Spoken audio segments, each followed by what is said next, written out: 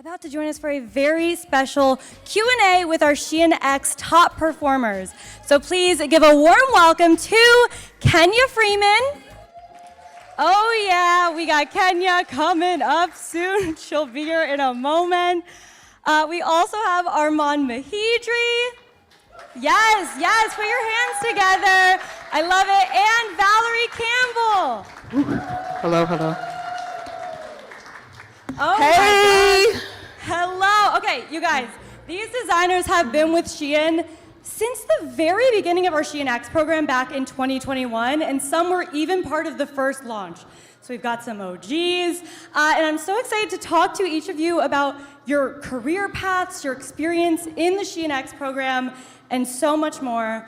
But let's get into some formal introductions. First, we have the beautiful Kenya Freeman. Yes, give it up for Kenya. Kenya is the designer of SHEIN X Sylvia Mollie. Okay, Kenya, tell us where you're coming from. Tell us a little bit about your brand. Well, hello. My name is Kenya. Like she said, my brand is Sylvia Mollie. Sylvia is my mother, and Mollie is my grandmother. Shout it out to those ladies. I am a women's ready-to-wear brand, but the most exciting part about my brand is that we are relaunching, and we are relaunching to cater to the girls that look like me. So moving forward, Sylvia Mollie will be sizes 10 to 20, and I am so fantastic about it.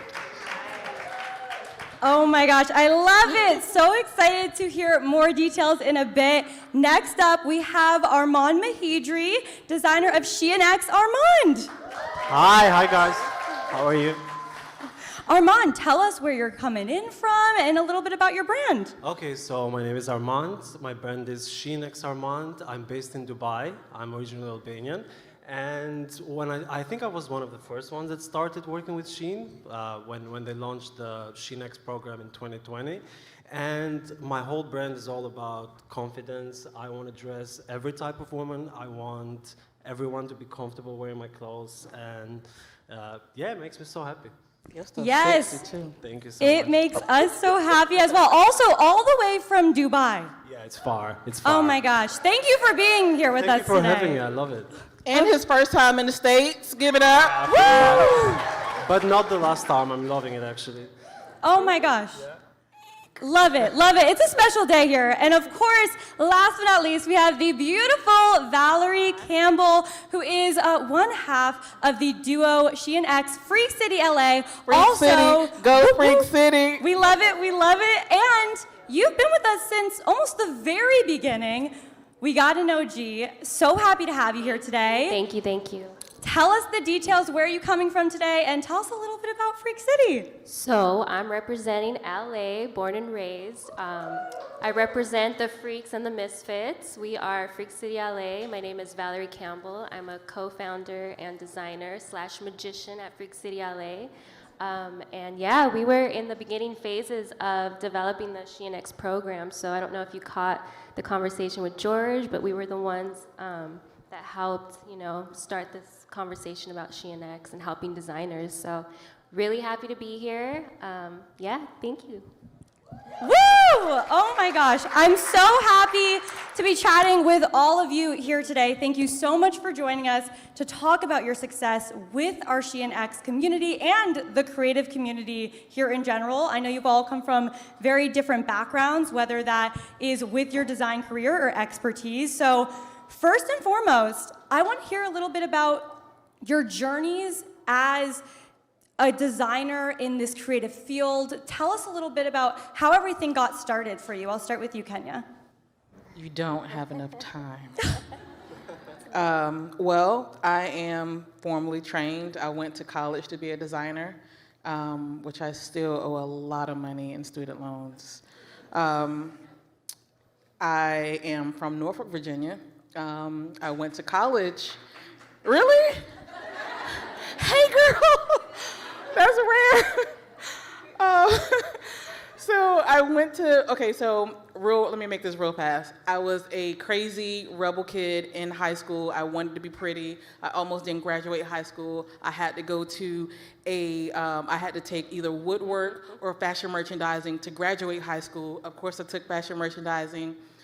It was an eye-opener for me. My GPA sucked. I barely got into college, had too much fun in college. My mom sent me to Atlanta to go to a technical school, which was no band, no parties or nothing, but I still found a party.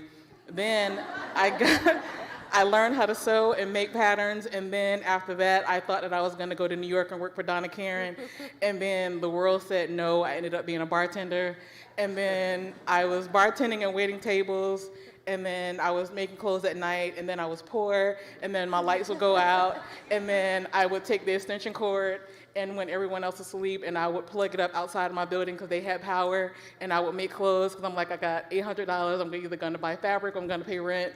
And then I was still poor. And then and then I had like this very crazy moment as an adult when you have to move back home with mom. And then I had to go back to Virginia, and then it made me very sad. And then like 3 months into being in Virginia, something just said, apply for Project Runway. And I'm like, that's bananas, because that show, that make no sense. You can't make clothes that quickly. And then I did. And then I messed up the application. I put like monkey pictures and like Mickey Mouse. And then the very next day they called and they said, we want you on the show. And I said, why? And then, and then they said, we think you're great, but please send us some good pictures. And then I made it on the show, and I made it to the top 5. And then I came home, and then I was poor again. And then I was sleeping on sofas. I was literally sleeping on the floor in my studio, and I was taking showers. Bird baths or whole baths, whatever they call them.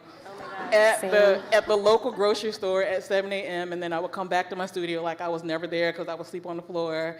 And then life just kept turning, but I never stopped. And I think because I didn't stop and I kept going, life keeps showing me all the great things that it has to offer. Okay, that's it. Oh my gosh. What a story. And Kenya, all of that led you here today. Yeah. Amazing. Thank you so much for sharing. I was here for the ride. I loved it so much. And I didn't cry. Woo! Oh! I almost did. You got this. Any tissues? Oh my gosh. Of course, we got to hear Armand. Tell us about your career, your journey. How did you get here today? Well, my story is way shorter. I have to make it short. So I was born and raised in Albania, and I was drawing and sketching ever since I was 5. I went to art school over there, and then I found my way to Dubai. I started working in the fashion industry as a creative director for different brands. And just because I was doing fashion illustration on Instagram, that's where SHEIN found me. So basically, I don't have a fashion design background, but that's always been something that I wanted to do. So yeah, I was so happy when SHEIN reached out, because I was always lacking confidence on not being able to construct my own designs. I was like, maybe I cannot be a designer. But yeah, it worked out, and here I am. So Here you are today. I love that story, because I feel like a lot of us can get in our own ways sometimes, where if absolutely. Don't be the one to tell yourself no, ever. And of course, Valerie, we're so happy to have you here today. How did everything come to be with your career? Well, I was actually designing jewelry when I was in 1st grade. I got in trouble. I got sent home because the teacher caught me selling at recess, and they were like, you can't sell at school. So I got sent home, and they told my mom, and it was a big deal, and so I couldn't sell my jewelry, which I was really sad. When I was in 3rd grade, I kept doing it anyways. I was like, I'm making money, so I am gonna keep doing this. I actually bought tickets to Disneyland when I was in 3rd grade. Very proud of myself. And yeah, similar story to Kenya. The struggle with being a designer, not having a traditional education, being self-taught. I took the more punk rock route where I taught myself everything. I took clothes apart. I figured it out on my own. I didn't have guidance. I didn't really have like a support network. So in a way, I had to carve my own path. And yeah, here I am today, just keep writing. And the same with you, Kenya, don't give up. The odds will be against you, but, just keep pushing through and you'll shine. Yeah. Absolutely. I love that you were selling jewelry in first grade. Right. That's an iconic story. I'm so businesswoman, here for that. actually. Yeah, young businesswoman. I was support hustling. it. I know you all have participated in various activities within the SHEIN X program, including our very first 100K challenge, which I don't know if you guys know. We did a super cool design competition series where we had different designers mentored by some of the biggest names in fashion, including Christian Siriano, Jenna Lyons, and Khloe Kardashian. It was nuts. What I'd love to hear from each of you is, what would you say has been the most memorable moment in your career in the SHEIN X program so far, or maybe the most memorable campaign you've been a part of? And I'll start with you, Armand. Okay, so SHEIN X 100K was definitely the most memorable one because we had like a month to create the design, bring them to life, shoot them, and then promote them and do everything. And I enjoyed the process so much. So that was the real campaign that I was like, okay, I can do this full time. I can see myself doing this. And I was super happy with the results. I was playing with prints. That's where I started playing around with prints, and I was finding my identity as a designer, and I was voted, I got most votes from the audience, which was amazing. So seeing everybody's feedback and how I would see people's feedback wearing my clothes, and they would comment on the size, on the material, and how comfortable they are. And yeah, that's what I wanted actually, so I was super happy. Amazing, amazing. And how about you, Valerie? Okay, so it was a challenge. Like when they said the 100K challenge, yeah, it was a major challenge. One of the most memorable events that happened actually was staying up till 4 a.m. with Kenya. Something had happened where one of her pieces from the runway went missing, and she needed to sew another one the next day, and our call time was like at 8 a.m., I think. So I invited her to sew at my studio, and we stayed up till, I would say like 4:30, and made it happen. And she constructed the jacket, we had some help, and showed up 8 a.m. the next day, half asleep, and yeah, pushed through. So that was one of the most memorable moments, actually. Was like the bonding, and like all of the contestants were helping each other, so like the comradeship, it was cool. Yeah, that sounds awesome. I love when when it comes to it and you got to work together and you got to make something happen, you surprise yourself sometimes with what you can accomplish.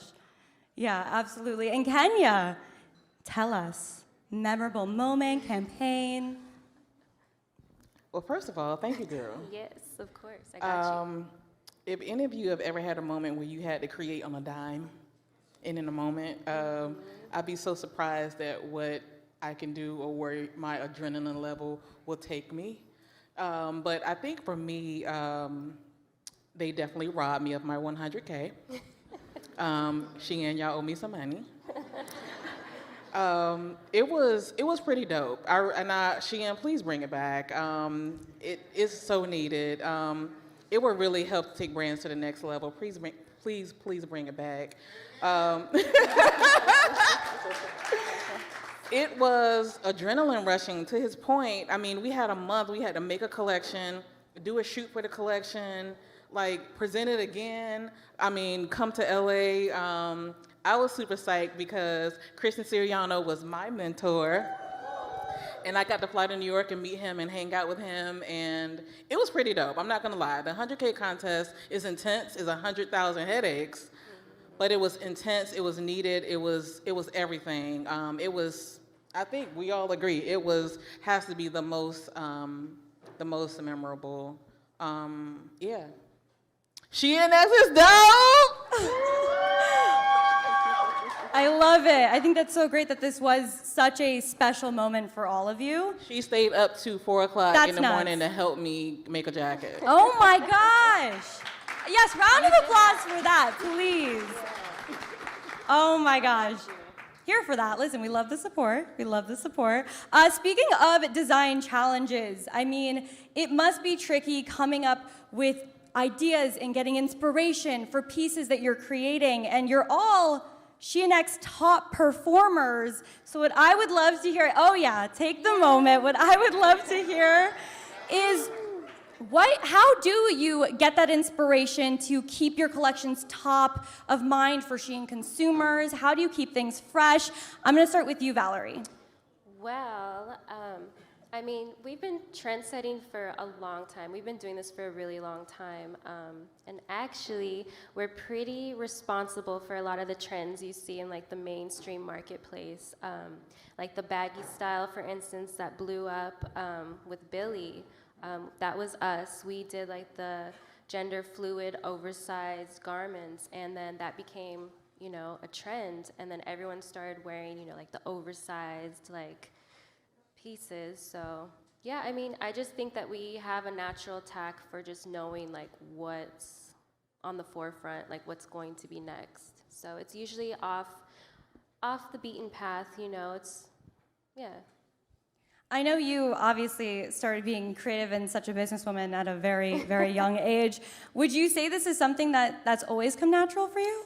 Yeah, actually, I mean, I was actually going to school to be a teacher. I was going to be an educator, and so I was just using fashion as like a side hustle. I was like, oh, it makes me money, like cool, people like what I'm wearing, or oh, I can make this shirt or this necklace, and I would sell it, and then, you know, it just kept, throughout my whole life, through school, everywhere, it was just like, oh, okay, I could sell these shirts I'm making, I could sell this jewelry, and so, yeah, it was just a part of my journey, just growing up.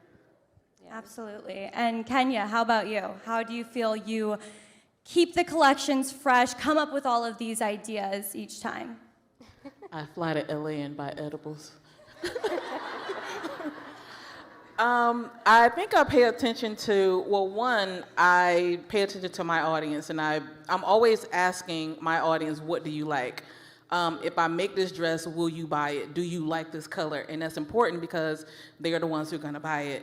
And so when working with SHEIN, I'm paying attention to like who their customer is, what she like, what's trending, and trying to make like what I consider to be my classic pieces without being super trendy, because I don't like things that like go away. I want you to buy something and be able to wear it all the time in any season, and with your sneakers and your heels and whatever you want. So it's just really just paying attention, and a lot of it is just kind of a shot in the dark, and you'd be like, oh, they like that? Like, okay. Amazing. I love the honesty as well, because I know a lot of us, we're so curious about this. You know, I'm gonna tell you, I don't know how you all do it. I'm so impressed by each one of you, and so I love hearing that process and how you come up with these amazing pieces. Armand, how about you? So for me, the strategy I was following when it comes to designing, I never want to be limited to only one type of woman and one type of body type. So every time we had one of these challenges, we had to design a three-piece collection, and I want every type of woman who goes in my site and sees the collection to find themselves at least in one of the pieces. And I want to design for different age groups, different bodies, different skin tones. Of course, I follow the trends. You know, I keep up with the trends, and I try to like embrace them and put them in my designs. So I guess, yeah, that's why it's been working, I guess. Yeah, 100%. Do you feel like you've had to pivot the way you design to cater SHEIN consumers at all? And if so, how do you keep your brand identity throughout? In a way, yes, because I do love to interact with people. I love to hear their feedback. I love to see what's selling more, what do people like. So yeah, it's important. I mean, it's important to create and come up with amazing pieces, but in the end of the day, you have to think as a businessman as well. You know, you want your pieces to sell, so you want to give the customers what they're asking for. Absolutely. Kenya, how about you?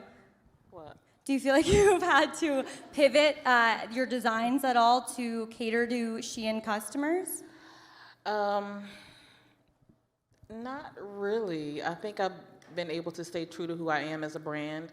I think the most important part of being a designer is staying true to who I am. It's like that fine line of staying true to who you are, but you're also working with another brand, so trying to also stay relevant and identify with who their customer is too, but without losing yourself. It can be a little weird, but I'm gonna do me. I'm gonna do me, and hopefully that me doing me is going to make sense to anybody who's going to buy it. I am 5 feet. I am 242 pounds. Yeah, yes, that's what I said. And so it matters to me when I look at like how to dress like a curvy body, even from the size 0 to the 20. We all have like that curve, and I want to make sure that I am making that curve look as fabulous as possible. Yes, 100%. We got to be cute, girl. Absolutely, I love it, I love it. And Valerie, how about you? Do you feel like you've had to pivot at all? No, not at all. Actually, if anything, I feel like it's been really helpful because it's offering Freak City LA to a customer base at like a super affordable price. You know, I do everything hands-on and very custom wardrobes, so if you know like the price of fashion, like it's very expensive, you know, doing everything by yourself. So the fact that, you know, joining SHEIN X, they're able to scale and offer your products, you know, at a very affordable price. So that's been really helpful. So we haven't had to pivot like design-wise. If anything, it's kind of an extension. Yeah. Very nice. I love each of your different outlooks on this as well. I know we have a lot of creatives in the audience today and tuning in, so something I find very helpful as a creative myself is, you know, a lot of the times we think it's such an easy road, it's super perfect to just get to the success that you're at, and if you have any hurdles, you're not gonna get over them because everyone else had it so much easier. So what I would love to know are what are some of the biggest struggles you have faced getting into this career path, and how have you overcome them? I'll start with you, Kenya. Well, I could say a whole lot of things can be hurdles. I can say being a 5-foot black woman is a hurdle all by itself, but I could also say that I am one that beyond what would be considered a hurdle, whether that is who I am, whether that is the money that I have in my bank account, I have identified that being a fashion designer is who I am and what my purpose is. And because I have identified that being a fashion designer is who my purpose is, and I walk in that every single day, the doors are going to open because that is the assignment that has been put on me.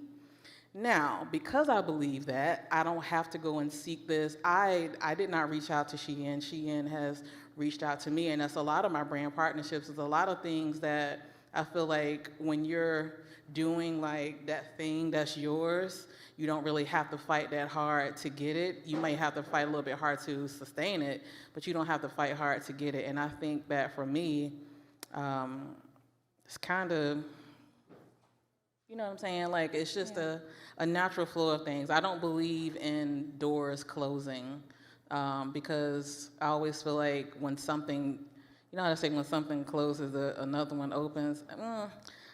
I just feel like what's mine is mine. Like, Yes. there's nothing you can do to take it. Or people say, well, you give away so much information. I can go live every day and let you see everything that I'm doing, but like, you're not gonna do me how I'm gonna do me. So I don't care to share the information with you. I'm not that gatekeeper that's like, oh, I'm not gonna tell you where I get my linen from or my zippers. You can have it. What you gonna do with it? You can have it. But I don't feel like there are any things. I feel like, again, like what I'm gonna have, I'm gonna have it. But my job is to stay consistent, to keep moving, to stay true to the fashion designer that I am, and everything that I want is gonna present itself as long as I keep traveling down my road as this fashion designer that I am. Yes, absolutely. I think that's an amazing way of looking at it You as have well. to, or you're gonna die. Being a fashion designer is hard. You be broke. You be like, oh my God, where I'm gonna get money from? Yes. Do I buy fabric? Do I pay bills? Like, it be decisions. Yeah. For real. Yeah. All of that. Where's the wine? All of that. Valerie, how about you? What are some of the biggest obstacles you've had to face?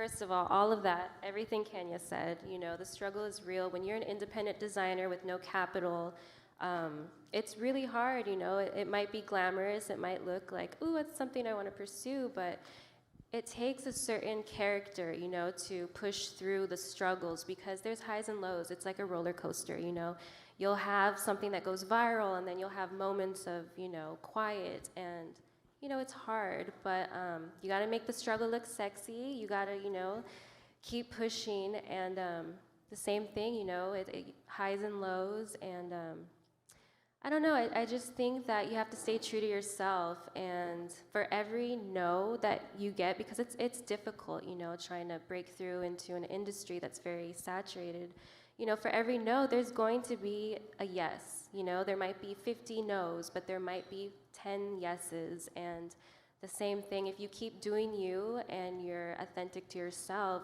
those doors will open, and opportunities will definitely greet you, and yeah, and then everything will just move forward and push forward, but it's never going to be an easy road. There will always be obstacles. And you just have to, know how to get over the bumps. There's always going to be bumps in the road, and it's like, no big deal, You know what my biggest fear is? Is the no. Like, it's not the no, right? I'm used to the no. Yeah.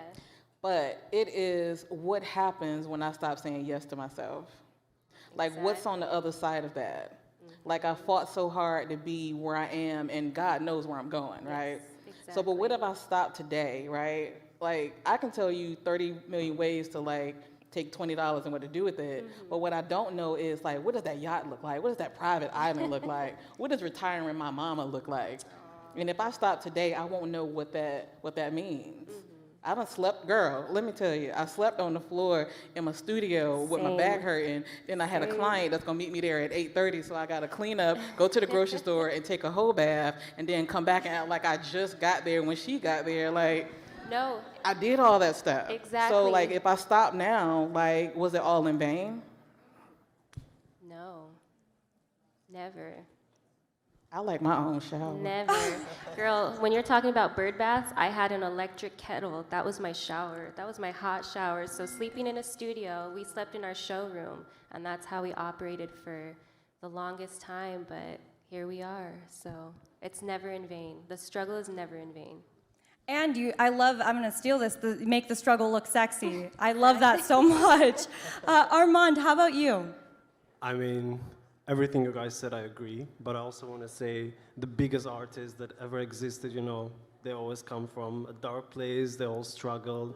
They all had like a difficult childhood. So I think that can easily become like a source of inspiration and a source of strength. So yeah. But the biggest struggle definitely is to stand out as a brand. There's so many brands. Every day somebody is launching something new.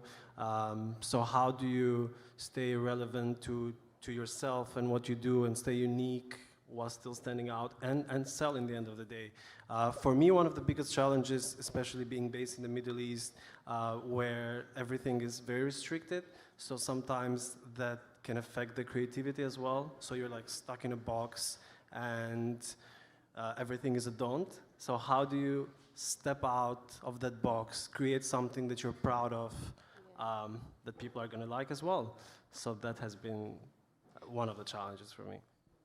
Well, thank you so much for sharing. No worries. Armand, looking back at your career path, is there anything you would have done differently or that you wish you could do again?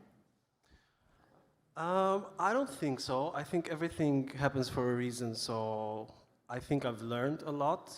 And sometimes I look at some of my pieces that I created a couple of years ago and I'm like, what was I thinking, But at the time, I thought that was the right thing. So yeah, I don't think I would have changed anything. I think that's a good answer. I definitely feel you in the, everything happens for a reason mindset, I know. It does. How about you, Kenya? Is there anything, looking back at your career, you would have done differently or that you wish you could do again? I would have hired a CPA from the beginning. Don't overlook the money people. They are your friend. They are a friend. They will help you. No, I don't think I would change anything. I think that every struggle, hurdle, exciting moment, sad moment, fantastic moment has taught me something that I could take to where I am in my next journey. Yeah. But get that CPA and get that attorney for real. You need contracts and you need a money person for real. Even if it's $5, somebody needs to show you how to manage it, and that attorney needs to put a contract on it. Good advice as well. Valerie, how about you? Well, I honestly think I should have taken fashion a little more seriously because it was a hustle for me for the longest time. I was like, oh, making my money on the side. So I would say, taking it a little more seriously earlier on, because I was going to school to be an educator and I wanted to teach. So, maybe I can merge the two someday, the fashion and the education. So, yeah. Absolutely. Something I would love to know from each one of you, for anyone out there trying to get into this career field, whether they're just starting out in the SHEIN X program, or maybe they haven't even gotten to that point just yet, but they're trying to figure things out. What is one piece of advice you would offer someone out there watching? I'll start with you, Armand. I mean, it's very cliche, but just be yourself. Make your brand speak out for itself. Like, for example, when I see each of you girls, I can see your brand in you as well. I can see it in your personality. I can see it in your personal style. So I think that's important for you to have your own unique style and just stick to it. But also, I feel like starting a brand is just not about, it's not only about creating. You have to do the marketing yourself. You have to do the social media sometimes. And I think that's a big part as well. You have to think as a businessman, and then you have to think as an artist. If you're lucky for somebody else to do that for you, hey, but most of the time that's not the case. So, yeah. And how about you, Valerie?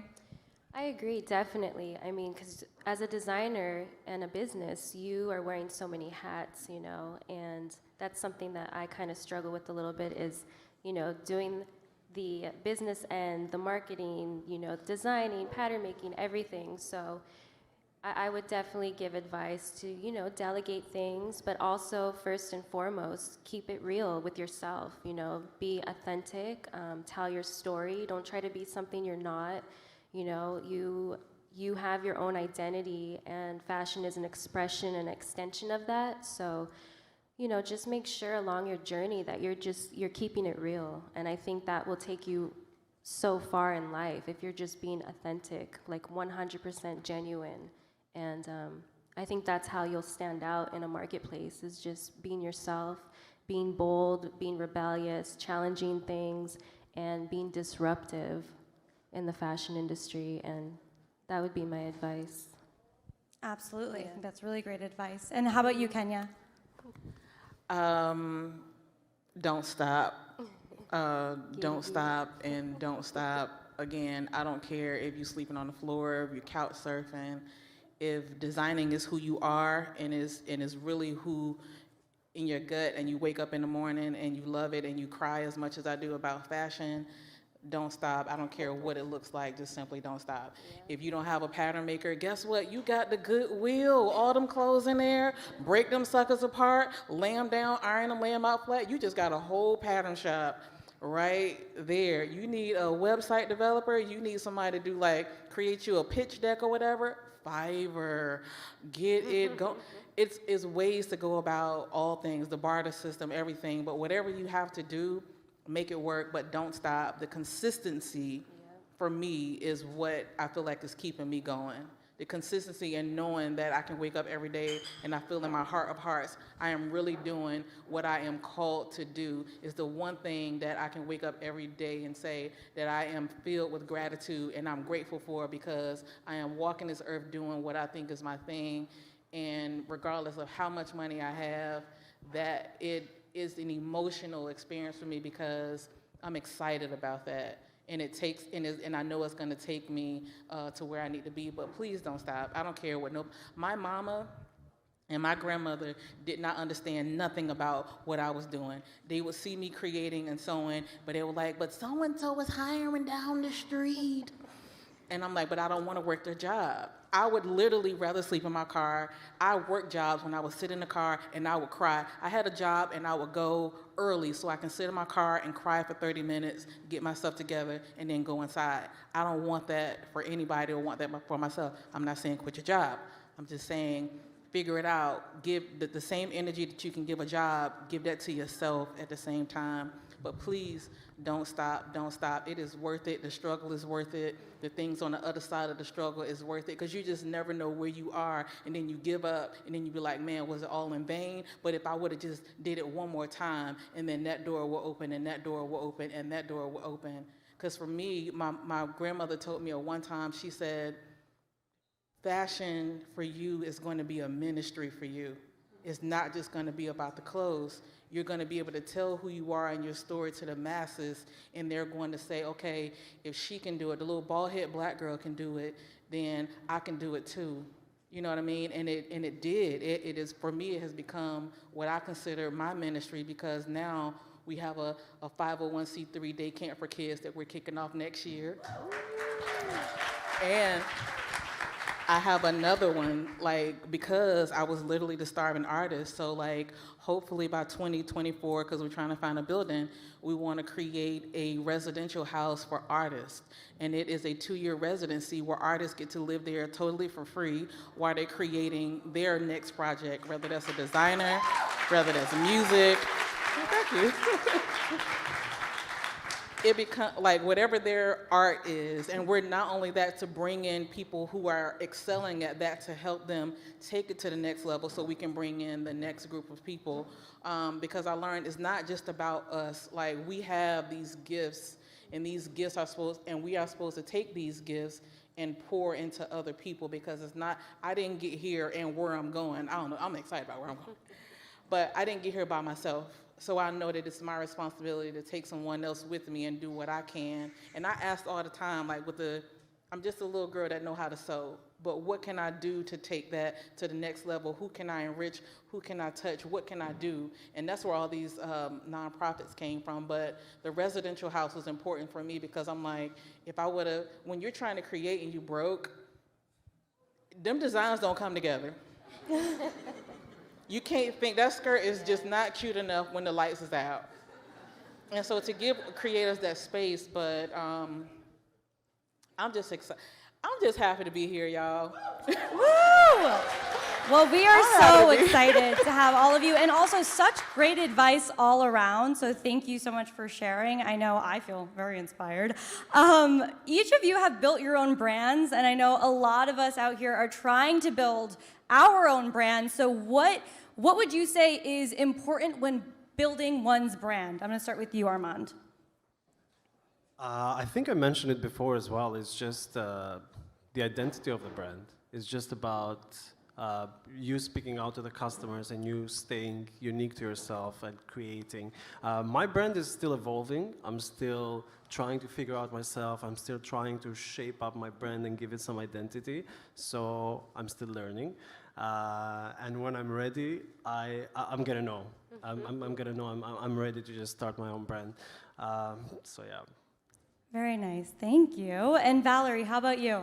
I mean, I totally agree. Like, as you move along this process, you're constantly learning, you know, what's important to your brand. I feel like you have to really pay attention to feedback, you know, from your customers, what they want. But also, again, going back to being authentic to your own style, your own unique identity, and that will extend all the way to, you know, the customers you have. It's like a magnet. Your identity becomes a magnet for other people that identify with your story, with your brand, your creativity. So as long as you're speaking truthfully, you know, from your own experience, I feel like that will resonate with other people. So again, just the most important thing for a brand is keeping it real. Just be the most real, you know, with yourself. And Very well said, thank you. And Kenya, how about you? I would say definitely keeping it real. Just knowing who you are as a brand and that brand identity, but before you become a brand, because I have learned to think from a business point of view, secure your brand, you know, not just on GoDaddy and getting the website. But go to the USPTO if you got to get an attorney, lock your stuff down if you can, and look at it from that. I got a cease and desist, which was a kind of a blessing for me early on, because I had a whole nother name. I thought I was rocking it, and then they were like, "Oh no, ma'am, that is ours." And I didn't do my homework. I didn't know any better. And so, but Sylvia Mollie was the best name that I could have ever gotten that represents my family. But just doing that and just do it. It don't have to be perfect. You don't have to have a perfect website. You don't have to have a perfect collection. You can drop one skirt.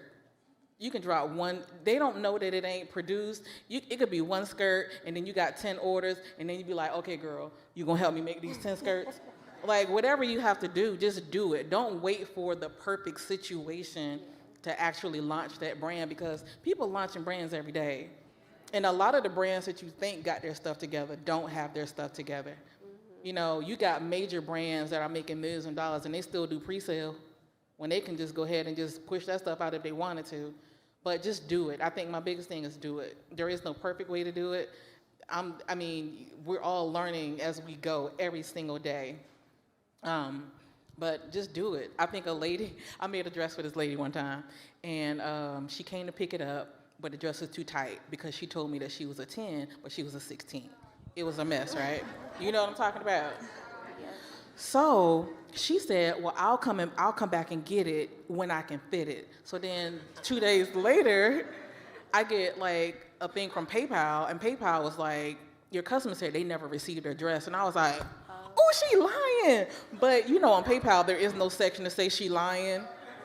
It was either did you ship it or not, but I'm like, but she came in there to get it. And then she messaged me and she said, I hope that you learn a valuable lesson from that.